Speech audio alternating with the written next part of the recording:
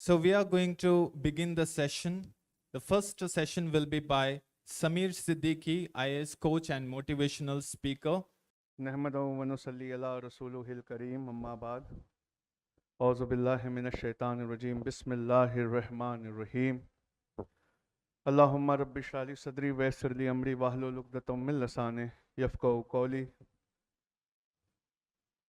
Respected guests, मेरे सामने बैठे सारे इंडिया से आए हुए एजुकेशनिस्ट और कनेक्ट हो जाए, अच्छा वहाँ ले देता हूँ थोड़ी, सारे इंडिया से आए हुए एजुकेशनिस्ट और एक ऐसे टॉपिक पर बात की जा रही है जो टॉपिक छूने से इंसान अक्सर डरता है, और वो है मदरसा एजुकेशन एंड रिफॉर्म।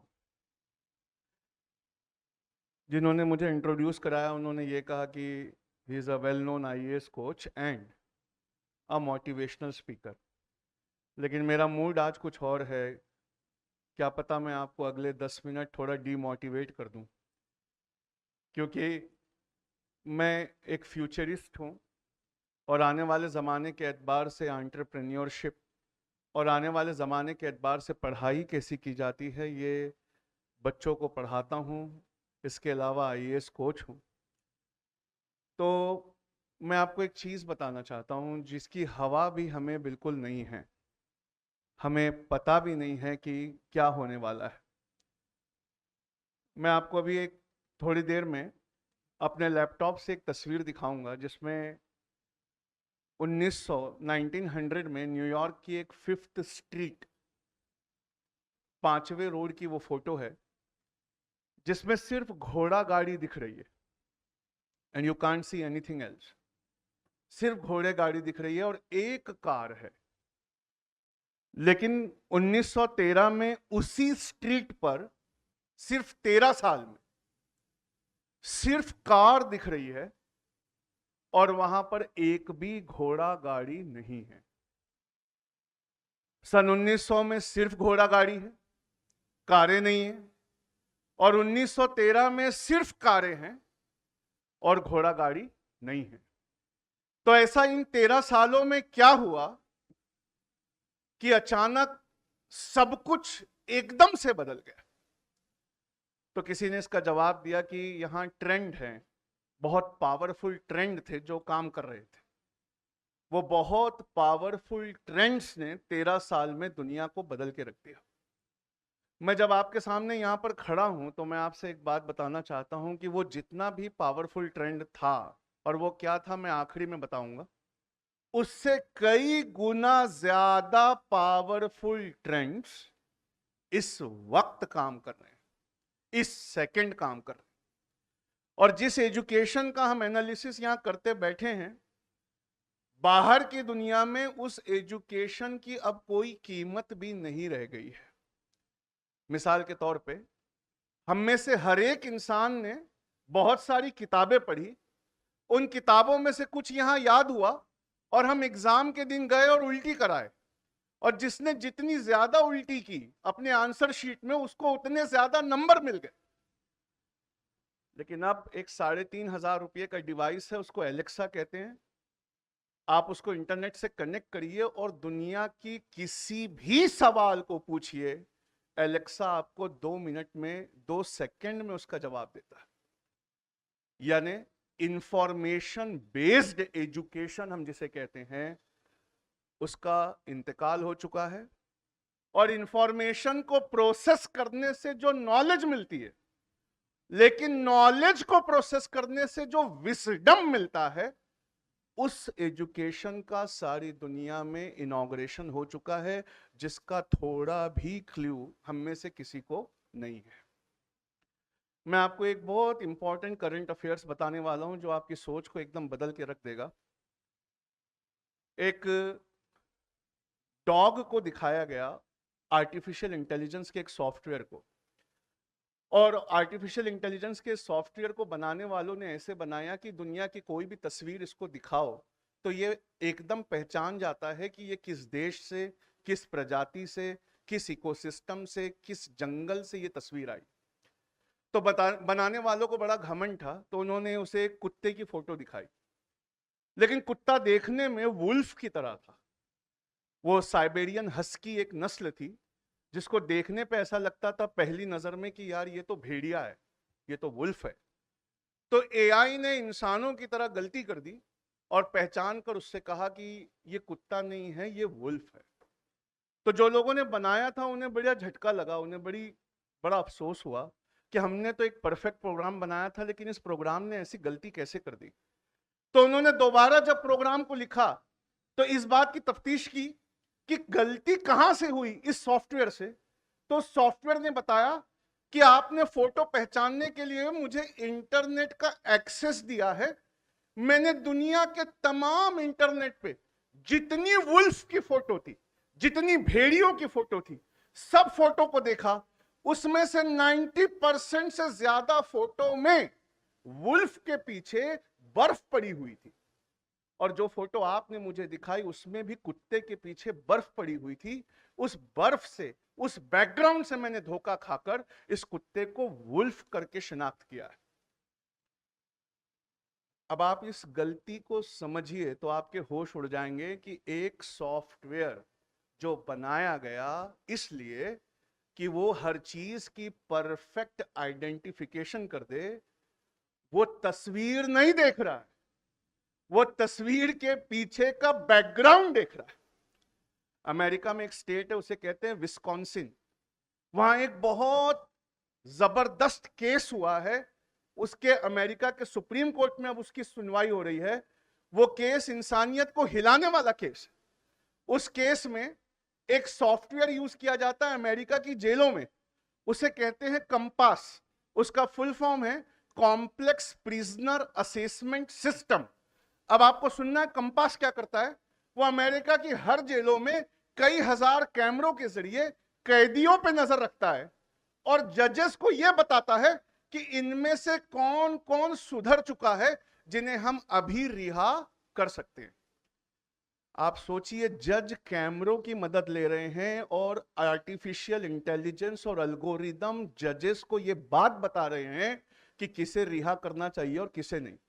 पर केस जिस बात पे हुआ है वो बहुत सुनने लायक है। केस इस बात पे हुआ है कि जब भी ये एआई किसी को रिकमेंड करता है, किसी को छोड़ने के लिए एप्लीकेशन करता है, तो वो एशियन मूल के नागरिक, काली चमड़ी के नागरिक और खासकर मुसलमान नाम वाले नागरिकों को छोड़ने के लिए जजेस को कभी रिकमेंड नहीं करता। जब यह केस सुप्रीम कोर्ट के सामने आया तो सुप्रीम कोर्ट ने कहा कि बैकग्राउंड आप कैदी का देख रहे हो कि कैदी जेल में जो कर रहा है आप वो देख रहे हो। तो सॉफ्टवेयर बनाने वाले ने कहा कैदी जो जेल में कर रहा है वो भी देख रहे हैं, लेकिन उसका बैकग्राउंड भी देख रहे हैं। इसका मतलब अब दोनों सॉफ्टवेयर के बीच में सिमिलैरिटी देखिए। वो जिसने एक वफादार कुत्ते को भेड़िया दिखाया था उसने भी फोटो को नहीं देखा, फोटो के पीछे पड़ी हुई बर्फ को देखा था। और ये भी जो लोगों को रिहा करने के लिए जजेस को रिकमेंड कर रहा है, वो इंसान की फितरत, उसमें कितने चेंजेस आए हैं, वो कितना अच्छा हुआ है, नहीं देख रहा है, बल्कि उसके पीछे पड़ी हुई बर्फ, उसकी काली चमड़ी, उसका मुसलमान नाम, उसके एशियन या अफ्रीकन होने को देख रहा है। आप सोचेंगे कि समीर भाई अमेरिका का ये किस्सा आपने सुनाया, हम सब तो इंडिया में रहते हैं और बीदर में रहते हैं, हमसे क्या लेना देना। तो आपको मुबारक हो, एक ऐसा ही छोटा सॉफ्टवेयर इस वक्त आपका बैंक इस्तेमाल करता है ये डिसाइड करने के लिए कि किसको लोन नहीं देना है। ऐसा ही एक सॉफ्टवेयर जिसमें आपकी एप्लीकेशन को पढ़ा जाता है, आपके रिलीजन को पढ़ा जाता है, आपके नाम को पढ़ा जाता है, मुसलमान लोकेलिटी को पढ़ा जाता है, और पढ़ने के बाद में वो रिकमेंड करता है कि नहीं नहीं इनको लोन ना दिया जाए। इस तरह के सॉफ्टवेयर से बहुत जल्दी मदरसे के तुलबाओं का और मदरसे के जो हमारे निकलने वाले बेहतरीन लीडर आलिम हैं उनका मुकाबला इस दुनिया में होने वाला है। आपके पीछे नमाज पढ़ने आने से पहले वो 18 घंटे यूट्यूब पे बिता कर आया है। उसे यूट्यूब ने इंडोक्ट्रिनेट किया है। जब भी मैं अपनी क्लास में पूछता हूं कि बच्चों, घर में तुमको सबसे अच्छा कौन समझता है, तो बच्चे अक्सर कहते हैं माँ समझती है, वालिद समझते हैं, भाई बहन समझते हैं, जो कि जवाब गलत है। हमें आजकल घर में सबसे अच्छा यूट्यूब समझता है। हमने लास्ट टाइम जो वीडियो देखा था मौलाना कासमी साहब का, अगली बार वो हमें वही रिकमेंड करता है। और अगर हमने उनका वीडियो देख के डिसलाइक कर दिया तो वो ये बात समझ जाता है कि ये मौलाना कासमी साहब से बुग्ज रखते हैं, तो अब उसके रिकमेंडेशन में मौलाना कासमी साहब के खिलाफ वाले वीडियोस आने लगते हैं। यानी अगर मेरा एक अकीदा है कि किसी राष्ट्र का प्रधानमंत्री दुनिया का सबसे अच्छा इंसान है और मैंने यूट्यूब पे ये गलती से सर्च कर लिया, तो यूट्यूब हर बार मुझे एक वीडियो दिखाएगा कि सच में तुम्हारे राष्ट्र का जो प्रधानमंत्री है, इससे बेहतरीन इंसान तो दुनिया में कोई आया ही नहीं। और वो एक जैसे वीडियो नहीं दिखाएगा, वो हर बार वीडियो को एक चरस ऊपर दिखाएगा ताकि मैं बार बार यूट्यूब पे लौट कर आऊं। तो जो मेरी एक सोच थी, जो मेरी एक फीलिंग थी, यूट्यूब ने काउंसलिंग करके उसे पुख्ता अकीदे में कन्वर्ट कर दिया। और अगर मैं ये सोचूं कि एक अपोजिशन लीडर है जो बेवकूफ है, तो यूट्यूब मेरे इस पैटर्न को पकड़ लेता है और वो बार बार मुझे बेवकूफी भरे वीडियो रिकमेंड करता है, जिससे मेरी ये समझ, जिसे सुधरना चाहिए था, वो एक पुख्ता अकीदे में कन्वर्ट हो जाती है। ऐसी दुनिया से और ऐसी दुनिया में रहने वाले लोगों की कयादत करना है आने वाले मदरसों को। आप अपने मुक्तदी के नब्बाज होते हैं, उसके नब्ज पर हाथ रखना, जमाने के नब्ज पर हाथ रखना, ये इमाम का काम होता है। आप बताइए कि हमारे किस मदरसे में हम इन तरह के करंट अफेयर से आगाह है, हम किन मदरसों में ये बात जानते हैं। अब आपको एक बात और समझनी पड़ेगी जो बहुत इंपॉर्टेंट है, और वो इंपॉर्टेंट बात यह है कि दुनिया में आईटी कंपनीज वो एक नए दौर में कदम रख चुकी है। अब एक वर्क फ्रॉम होम इकोनॉमी आ गई, और वर्क फ्रॉम होम इकोनॉमी ये कहती है कि आपको काम करने कंपनीज में नहीं आना है, आप अपने घर में रहकर काम करें। जब हम ऑफिस नहीं जाते तो हमारे जो कॉन्स्टिट्यूशनल राइट्स हैं, जो हमें ऑफिस जाने पर मिलते हैं, वो कॉन्स्टिट्यूशनल राइट्स खत्म हो जाते हैं। इसका मतलब आपको हायर और फायर करना आसान हो जाता है। अब जिस जमाने में हम कदम रख चुके हैं, वहां पर लोगों को नौकरियां कॉन्ट्रैक्चुअल दी जाएगी, लोगों को फ्रीलांस इकोनॉमी के तहत प्रोजेक्ट बेसिस पर लिया जाएगा, और जैसे ही प्रोजेक्ट पूरा होगा उन्हें बाहर निकाल दिया जाएगा। इस तरह के घर में रहकर पूरे वक्त मेटावर्स में, मेटावर्स ये एक नया वर्ड है जो हमारे मदरसों को समझाना चाहिए। ये एक वर्ड ऐसा है कि आपको सिर्फ एक चश्मा पहनना है, जैसे ही आप चश्मा पहनेंगे आप वर्चुअल रियलिटी वर्ल्ड में चले जाएंगे और आप वहां जो करना चाहे वो कर सकते हैं। फेसबुक ने मेटावर्स जब लॉन्च किया और उन्होंने कहा कि आप जूम पर जैसे सारी दुनिया से इकट्ठा होते हैं, चश्मा पहनिए, सब लोग एक साथ वर्चुअल वर्ल्ड में इकट्ठा हो जाइए। तो उस यूट्यूब के मार्क जकरबर्ग के वीडियो के नीचे किसी ने कमेंट पे लिखा कि मेटावर्स आने के बाद तलाक का प्रतिशत कम हो जाए। तो मैं बड़ा क्यूरियस हुआ। मैंने कहा यार, वर्चुअल रियलिटी में लोगों को इकट्ठा करने से तलाक का परसेंट कैसे कम हो जाए?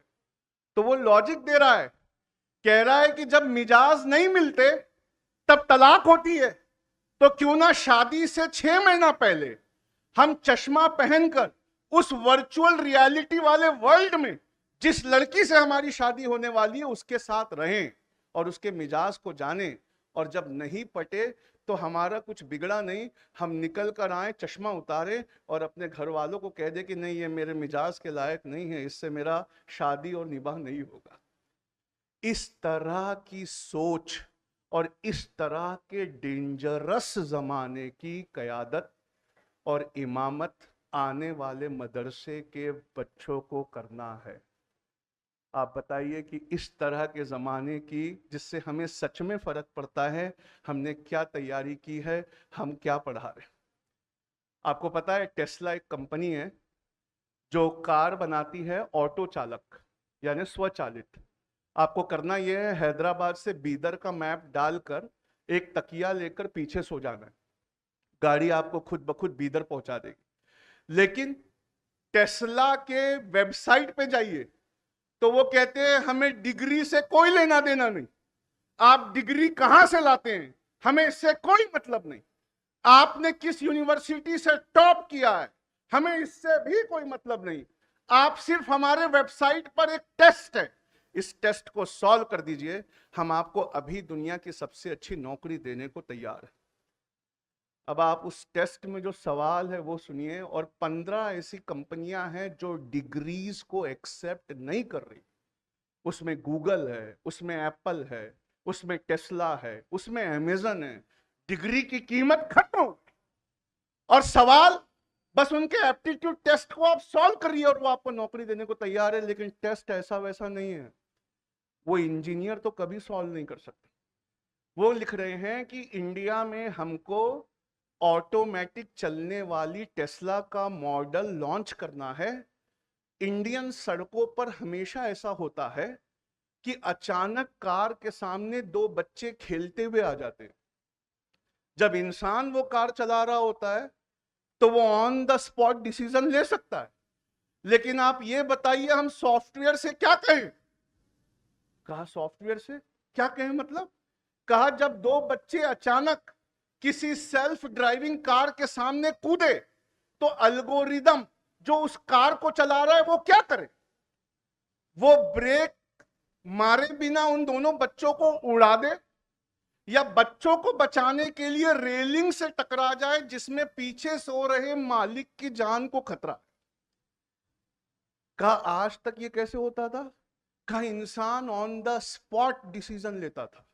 कहा आने वाली दुनिया में ये कैसा होगा, कहा सॉफ्टवेयर को पहले बताना पड़ेगा कि मैं बच्चों को उड़ा दूं या मालिक की जान को साइड में लेफ्ट लेकर दीवार से टकराते हुए मालिक की जान को खतरा पैदा कर दूं। आपको पता है टेस्ट का जवाब क्या है।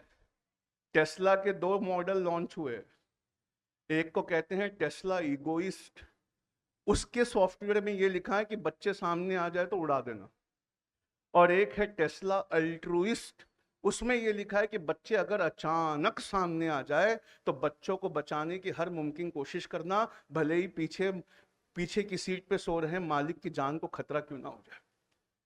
आपको पता है ये टेस्ट कौन लोग निकालते हैं, इंजीनियरिंग के इस एल्गोरिदम को बनाने का टेस्ट फिलोसोफर निकालते हैं, और सबसे ज्यादा दुनिया की बड़ी बड़ी कंपनियों में इस वक्त जिस लोगों को रिक्रूट किया जा रहा है वो फिलोसोफर्स हैं। क्या मदरसे में पढ़ रहे हमारे असातिज़ा, पढ़ा रहे हमारे असातिज़ा और मदरसे में पढ़ रहे हमारे बच्चे इथिक्स पे, मोराल पे, वैल्यूज़ पे, इस्लामिक पॉइंट ऑफ व्यू पे इस ज़माने को देखते हुए कोई एक नया सिलेबस हम लॉन्च कर सकते हैं? क्या मशीन के इस एज में जहां दुनिया का हर जॉब मशीन करने वाली है, आप में से कई लोग जब रात को आए होंगे, मैं रात को आया तो हैदराबाद से बीदर जितने टोल पड़े सब पर जो इंसान बैठा था वो सोया हुआ था, और हमारे फास्ट टैग को स्कैन करके जो डंडा खोला है वो एक एल्गोरिदम और एक कंप्यूटर ने खोला है। इस समय आप लोन लेने लायक हैं कि नहीं, ये बैंक का सॉफ्टवेयर तय कर रहा है, और उस सॉफ्टवेयर को आप मजा चखा सकते हैं। सिर्फ मुसलमान आबादी से अपना घर बेच दीजिए, किसी नॉन मुस्लिम आबादी में चले जाइए, सॉफ्टवेयर फ्लैग करता है कि ये लोन लेने लायक हैं, ये एलिजिबल है। इस तरह की दुनिया में हम कदम रख चुके हैं जिसे एक दज्जाली दुनिया की शुरुआत कहते हैं। मुझे लगता है कि हम एक बहुत बड़े दोराहे पे खड़े हैं। अगर हमने अभी के अभी अपने सिलेबस को रिवैम्प नहीं किया तो आने वाले इस दज्जाली फितने की शुरुआत अपने आप हो चुकी है। मैं आपको एक मिसाल और देना चाहता हूँ। एक सॉफ्टवेयर है जिसे YouTube खरीदने की कोशिश कर रहा है। वो सॉफ्टवेयर ये करता है कि जब एक हीरो और हीरोइन को किसी वीडियो में दिखाया जाए तो देखने वाले की आंखों को ट्रैक करके बताता है कि ये देखने वाला हीरोइन में ज्यादा इंटरेस्टेड है कि हीरो में ज्यादा इंटरेस्टेड। और वो सॉफ्टवेयर ये दावा करता है कि 16 साल से 24 साल की उम्र के बच्चे हमारे इस सॉफ्टवेयर को यूज करके ये पता लगा सकते हैं कि वो, जो कि बड़ी ही गलीज बात है, वो स्ट्रेट हैं कि गे हैं। और आपको पता है वो इस तरह की फीलिंग्स और इस तरह के थॉट्स को क्यों जमा कर रहे हैं? वो कोका कोला की मदद करना चाहते हैं कि कोका कोला, जब यूट्यूब पे ये आदमी आए और उससे पहले तुम अपनी एडवर्टाइजमेंट दिखाओ, तो हमने इस आदमी पे रिसर्च कर रखी है, ये लड़कियों से ज्यादा लड़कों में इंटरेस्टेड है, इसलिए इसकी एडवर्टाइजमेंट का मॉडल एक लड़का होना चाहिए। आप सोचिए, गलती से या लाशऊरी में किसी ने कोई ऐसी चीज कर दी जो कि बड़ी राजदार चीज थी, वो सॉफ्टवेयर पता करके कॉरपोरेट जगत को बता दे। और ये तो एक मिसाल है जो मैंने आपको समझाने को दी। हर इंसान की कुछ ऐसी सीक्रेट्स होती हैं जो सिर्फ वो और उसका रब जानता है, और वो अपने रब के सामने नमदीदा और बार बार अपनी माजरत और माफी मांगता है। लेकिन आने वाले जमाने में ऐसे सॉफ्टवेयर्स होंगे जो इस गलती का इस्तेमाल करके लोगों को चीजें बेचेंगे। उस जमाने के एतबार से हमारे सिलेबस में हमने क्या तब्दीली की है, उस जमाने के लोगों की हम कैसे काउंसलिंग करेंगे, उस जमाने के लिए हमने क्या तैयारी की है, ये सवाल मैं आपके सामने छोड़ता हूं। अब अपनी बात के खत्म आने की तरफ मैं आपसे एक बहुत शानदार चीज कहना चाहता हूं। जब भी सूरह कहफ हम पढ़ते हैं कुरान पाक में, जो हमारी सबसे मुकद्दस किताब है, तो हम देखते हैं कि कुछ बेहतरीन अल्लाह के बंदों ने अपना ईमान बचाने के लिए एक गार का रुख किया और अल्लाह पे भरोसा करके उन्होंने अपने आप को गार में बंद कर दिया। पर जब भी मैं हिस्ट्री की किताब खोलता हूँ, और मैकवाले जब अपना सिलेबस लेकर आए यहाँ, जब अंग्रेजों का राज था, तो उस मैकवाले नाम की आंधी से बचने के लिए हमारे उलमाओं ने अल्लाह पे भरोसा करके कुछ अच्छे लोगों को गार में नहीं ले गए, लेकिन गांव का रुख किया और मदरसे बनाकर उसमें बंद कर दिया। सूरह कहफ में जो लोग गार में बंद हुए थे उनका भी ईमान बच गया, और यहां मदरसे में जो लोग बंद हुए उनकी वजह से कई करोड़ लोगों का भी ईमान बच गया। सूरह कहफ में अल्लाह पाक कुरान में फरमाता है कि एक निहायत ही डरावना दिखने वाला कुत्ता उस गार के मुहाने पे बैठता, तो जो वहां से गुजरता वो डर जाता। जब मैं अपनी मदरसों की तरफ देखता हूं तो हमारे मदरसों के मुहाने पर हमारे आलिमों का गुस्सा वो कुत्ता बना हुआ बैठा हुआ है। जब भी जाओ उनको समझाओ बाहर आंधी आई है, सिलेबस में कुछ चेंज करिए, बहुत लेट हो रहा है, तो वो इस कदर गुस्सा होते कि वहां से गुजरने वाला आदमी भी डरता। जैसे सूरह कहफ में सूरज की रोशनी अंदर नहीं आई, वैसे ही बाहर दुनिया में होने वाली तब्दीलियों को हमने अपने मदरसे में आने नहीं दिया। हाँ, हमारा ईमान बच गया अल्हम्दुलिल्लाह, हाँ हमारा इस्लाम बच गया अल्हम्दुलिल्लाह, लेकिन आप मेरे नेक्स्ट सेंटेंस का क्या करेंगे? इस्लाम की बका के लिए मदरसों का होना जरूरी है कि नहीं? इस्लाम की बका के लिए मदरसों का बचा रहना जरूरी है, लेकिन मदरसों की बका के लिए लोगों के व्यापार का बचा रहना जरूरी है आप में से कोई जो इस बात पे ऑब्जेक्शन लेना चाहता? मदरसे कायम रहे, इसके लिए लोगों का ताजिर और एंटरप्रेन्योर और अल्लाह से तकवा रखने वाला होना जरूरी है। जब तक व्यापार और बिजनेसेस बचे होंगे तब तक मदरसे भी अपने पूरे शबाब से फल फूल रहे होंगे, और जब मदरसे फल फूल रहे होंगे तो इस्लाम भी फल फूल रहा हो। लेकिन आप ये बताइए कि नए ज़माने के एतबार से हमारे व्यापारी जगत ने, हमारे कॉमर्स के लोगों ने, हमारे बिजनेसमैन ने, हमारे एंटरप्रेन्योर्स ने क्या अपने बिजनेसेस को ढालना शुरू कर दिया है? क्या उन्होंने नए जमाने की वर्चुअल रियलिटीज के हिसाब से अपने बिजनेसेस को बदलना शुरू कर दिया है? जवाब है नहीं। तो इसका क्या मतलब है, ध्यान से सुनिए। लॉकडाउन में जब इंडिया की हर दुकान बंद थी, तो आप यकीन नहीं मानेंगे, एक ऐसी कमाई हुई है जो किसी हिस्ट्री की बुक में नहीं मिलती। कारून के वाकिये के हाशिए में भी ऐसा नहीं लिखा गया। Amazon.com ने लॉकडाउन के जमाने में $11,633 पर सेकंड कमाई की। मैं पर मिनट नहीं बोल रहा हूं, मैं पर घंटा नहीं बोल रहा हूं, $11,633 पर सेकंड कमाई की है। जब तक उस वर्चुअल रियलिटी के वर्ल्ड के बिजनेस के सारे नियम सीखकर हमारे ये फिजिकल वर्ल्ड के बिजनेस अपने आप को अडेप्ट नहीं करेंगे, तब तक आमदनियां घटती जाएंगी, और जितनी आमदनियां घटेंगी उतना प्रेशर मदरसे पर बढ़ता जाएगा। और ऐसा हो सकता है, जो अगली लाइन मैं आपको सुनाने वाला हूं, अनकन्फर्म्ड सोर्सेस से एक आंकड़ा आया है कि लॉकडाउन के दौरान 2,38,000 मदरसे बंद हुए। आप समझिए, 2,38,000 मदरसे बंद हुए। तो एक इमाम को क्या करना है, उसी की तैयारी के तहत ये कॉन्फ्रेंस को रखा गया। 5,000 से 10,000 रुपये की तनख्वाह वाले उस इमाम से सारा जमाना ये तवक्को करता है कि वो इजराइल का भी जवाब दे उसी तनख्वाह में, आरएसएस का भी जवाब दे उसी तनख्वाह में, और उसी तनख्वाह में काउंसलिंग करके स्टीव जॉब्स और एलॉन मस्क को भी हमारी कौम में पैदा करवा। आपको एक बहुत दुख की बात बताता हूं कि इस तरह का प्रेशर हमारे मदरसों पे और आलिमों पे बढ़ेगा। क्यों? जिस कौम में सियासी क़यादत नहीं होती, वो उस कौम में तिश्नगी इतनी होती है, प्यास इतनी होती है कि वो सोचती है कि हमारे इमाम साहब इसका कोई ना कोई हल हमको समझा दें। इसका एक मतलब और है कि उसी मदरसे के मिंबर से, उसी मस्जिद के मिंबर से आने वाले ज़माने में हमारे इमामों को जो आज पढ़ रहे हैं, उन्हें उस कस्बे में, उस एरिया में लीडर पैदा करने के लिए भी लोगों को मोटिवेट करना। इस कदर चैलेंजेस भरे दौर में हम कदम रख चुके हैं। अगर आपने आज कुछ नहीं किया, तो आने वाले ज़माने में आप कुछ करने लायक भी नहीं रहे। बहुत अच्छी बात मौलाना साहब ने कही, हमें इंग्लिश पढ़ना चाहिए।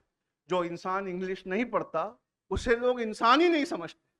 लेकिन आप पूछिए दुनिया के हर पढ़े लिखे अमीर आदमी से, वो अपने बच्चे को इंग्लिश मीडियम में अब और नहीं भेज रहा, क्योंकि वर्ल्ड लेवल पर इंग्लिश का सूरज डूब रहा है और चाइनीज का सूरज निकल रहा है। चाइनीज का सूरज निकल रहा है। बहुत मुफ्ती हजरात बैठे हैं, इसलिए बड़े माजरत के साथ मसला बताते हुए अर्ज करूं। हमारे यहाँ एक हदीस है जो सेहत के एतबार से ज़ईफ है, पर हसन हदीसों से ज़्यादा मशहूर, और वो ये है कि इल्म हासिल करने चीन तक जाओ, अगर तुम्हें जाना पड़े। मेरा दिल कहता है कि मेरे आका ने अगर ये बात कही है या ये मशहूर हुई है, वो इन दिनों के लिए मशहूर हुई है, क्योंकि आने वाले ज़माने में सच में जो चाइनीज़ नहीं पढ़ेगा, उनकी इकोनॉमी में सेविंग रेट सबसे ज़्यादा है, उनका परचेसिंग पावर सबसे ज़्यादा है। 67 कंट्रीज के मार्केट उन्होंने अपने रोड से कनेक्ट कर दिए, और सारी दुनिया में फैक्ट्री ऑफ द वर्ल्ड। कल किसी ने मुझसे एक चुटकुला कहा, जो कि मैंने सुना, कि God made the world, everything else was made in China. दुनिया की हर चीज सिवाय अल्लाह की तख्लीक के वो चाइना में बनती है। अगर उनको आपको उस नस्ल को तैयार करना है जो तिजारत में, जो बिजनेस में, जो एंटरप्रेन्योरशिप में करे, तो शाहीन के अब्दुल कदीर साहब, उनसे मेरा बड़ा मोहब्बत का रिश्ता है। मैं जो भी उनको बोलता हूँ वो बड़े खुश होकर मान जाते हैं, और कई बार ऐसा होता है कि वो कहते हैं आप बोलते रहिए, मैं सुनना चाहता हूँ। तो मैं उनसे ये गुजारिश करता हूँ कि क्यों ना इस बात की शुरुआत हम इस मदरसे, इस इंस्टीट्यूट से करें कि अपने सिलेबस में इंग्लिश जहाँ हम लाने को तैयार है, आने वाले हालात को देखते हुए चाइनीज को भी हम लेकर आए, ताकि हमारे पीछे नमाज पढ़ रही इस इमाम में वो बेदारी, नमाज पढ़ रही उस जनता में ये बेदारी पैदा हो कि जिसने ज़माने को समझकर उसके एतबार से कोई चीज़ चेंज कर दी, वो आने वाले ज़माने के एतबार से तरक्की पा गया, वरना वो चीज़ खत्म हो गई। बात को अपनी खत्म करने के वक्त कुछ रिकमेंडेशंस देने के लिए मैं आपसे ये सुनाना चाहता हूँ। इवन स्कूल का सिलेबस इस वक्त बहुत खतरे में। स्कूलों में जो पढ़ाई जा रही है वो किसी काम की नहीं। मौलाना साहब ने उर्दू में जो वर्ड्स को कहा, मैं उसे इंग्लिश में कहना चाहता हूँ। Creativity, imagination, problem solving, critical thinking, innovation, invention, जब तक आप ये चीजों का सिलेबस नहीं लाएंगे, तब तक वो लोग जो ये सिलेबस ला चुके, और वो हमारी बड़ी फेवरेट कौम है यहूदी, जिन्होंने हम में हरारत जिंदा रखी हुई है, मुट्ठी भर लोग, उन्होंने ये सिलेबस को लाकर सारी दुनिया पे कब्जा कर दिया है। हम इस सिलेबस को जितना ठुकराएंगे, एक दिन लौट कर हमें इसी सिलेबस पर आना है। क्यों ना हम ऐसा कर दें, अपने रब की सामने सजदा करके उसकी बारगाह में दुआ मांगते हुए इन चेंजेस को अभी ले आएं, इससे पहले कि बहुत देर हो जाए। बस यही बात मैं आपके सामने रखना चाहता था। जज़ाकल्लाह खैर। अस्सलाम वालेकुम।